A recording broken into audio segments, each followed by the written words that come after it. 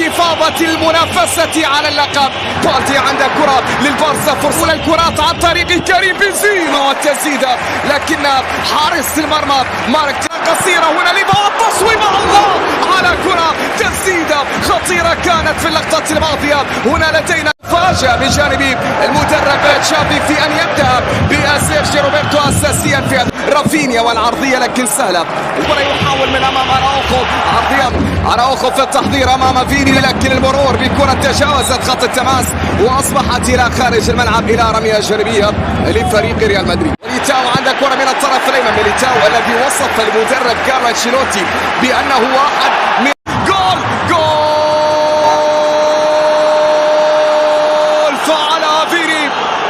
فعلها فيني حتى ولو كانت بالخطأ من جانب أراوخو. نعم، هذه الثنائية التنافسية التي تتجدد تسفر عن هدف أول لفريق ريال مدريد.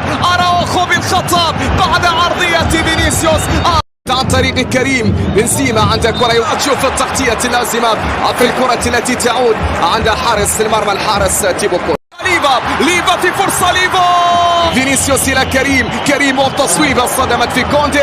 الكرة بتعود بعد ذلك إلى التي كاد أن يستغلها الآن ب6 نقاط مع هذا التقدم في نتيجة هذا اللقاء. خطأ من سيرجيو روبرتو في اللقطة الماضية، وبالتالي الكرة إلى ركلة وصلت إلى روبرتو بعد ذلك خطأ لأراوخو في اللقطة. خطأ كان موجود السيد ريكاردو الله على فينيسيوس، عرضية جميلة ولكن طالت وتحولت إلى خارج الملعب وعادت 2003. هنا فرصة خطيرة قائمة لكنها في الأخير تحولت إلى خارج الملعب وعادت إلى منطقة الجزاء. كونتي مرت على مرفوعة والتسلل كان موجود في اللقطة الماضية. التسلل كان موجود في كريم وتمهيد، لكن والعرضية كرسي عالية رأسية، جول. ضاعت، كادت من جانب كريستنسن في اللقطة الماضية. البارسا كاد أن يعود عن فالفيردي يحاول وخطأ كان موجود بصافرة الحكم ريكاردو دي بورغوس. هذا الحكم يتقدم مرة، الله على فينيسيوس وما يفعله على فينيسيوس. منقلب عرضية تأتي لكن كونتي في التغطية الدفاعية في الأخير تحولت إلى خارج الملعب إلى رمية التماس. يسرى عرضية للبارسا لكن في الأخير ركنية تنفذ في كرة خطيرة تأتي، ولكن كريستنسن هذه المرة كرة سهلة حرة غير مباشرة لمصر مباريات متتالية في تاريخ مواجهة الكلاسيكو. خطأ على رافينيا بطاقة صفراء. رافينيا الله على كرة، لكن هناك تيبو رافينيا أراد أن يسجل الكرة إلى تيبو هنا عند الحارس الأمين لعرين ريال مدريد الحارس تيبو كورتوا. رافينيا في عملية مرور، هناك مطالبة بخطأ وحكم اللقاء نعم يصفر خطأ في اللقطة الماضية لميدان. وصلت هذه الكرة بعد ذلك أخرى، رافينيا يحاول والتدخل هنا. هل هناك خطأ؟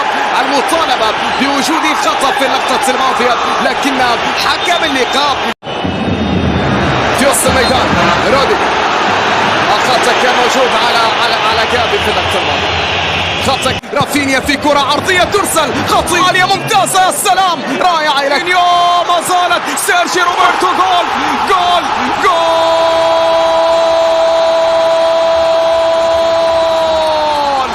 البارسا لا يموت وهو الذي يريد أن يبقى في الحياة، وهنا لدينا سيرجيو روبرتو هو من سجل، روبرتو هو من عادل، روبرتو هو من عادل. طلق فيني وعرضية فالفيردي، الله ضاعت ريال مدريد. روبرتو والعرضية خطوات جميلة رائعة. لوكا مودريتش وتمرير لكن يفعل كل شيء كما لو أنه بعمر فينيسيوس. لوكا مودريتش في كل بالدي إلى جافي في وسط الميدان. هناك خطأ كان موجود على جافي في اللقطة الماضية. يسجل بينما هنا فرصة فيني عند كرة، فيني وتمرير ليفا عند كرة، ليفا في تسديده كاد أن يفعلها ليفا. روديجر في التغطية دفاعية، الكرة ما بعد ذلك كاد أن يخطي فيها تيبو، لكن كاد أن يفعلها رودريجو، كاد أن يفعلها رودريجو. وخطأ. تعال يا روبرتو هناك بطاقة صفراء، تعال يا روبرتو هناك. ما زالت قائمة لمصلحة البارسا، لكن خطأ لجافي في اللقطة الماضية الذي غادر أرضية الملعب. قد أنذر هنا الكرة اللي كانت لعادة البارسا من جديد. جافي في كرة، لكن التغطية من فالفيردي تحولت كرة بشكل ممتاز، بينما لوكا هنا وخطأ على مودريتش. لكن هل شاهدتم ما فعل بوسكس؟ فيني في المرور، فيني في التصويب، ولكن بعيدة هذه المرة كرة فينيسيوس على مستوى الدقائق القادمة. هذه الكرة لمصلحة البارسا من جانب فرانكي، لكن خطأ على رودريجو. والتمرير سيرجي ممتازة، تصويب وتمريرة ممتازة ليفا. كاد أن يفعلها البولندي، بارسا مع دخول كيسيه، تصويب من فيني، لكن ضعيفة. كريم فرصة من كريم، تصويب كارفاخال، عرضية جول، هي جول.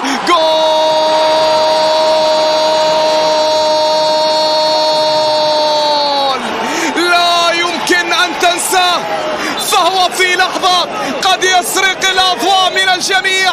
أسينسيو يسجل هدف السبق للفرقة، إذن يتقدم في النتيجة. يلغى الهدف لأسينسيو في كرة، أسينسيو خطيرة كانت، ولكن إلى خارج الملعب. يسترية قوية بالمناسبة، كرة منقولة إلى فيني، عرضية رائعة، عرضية خطيرة. الله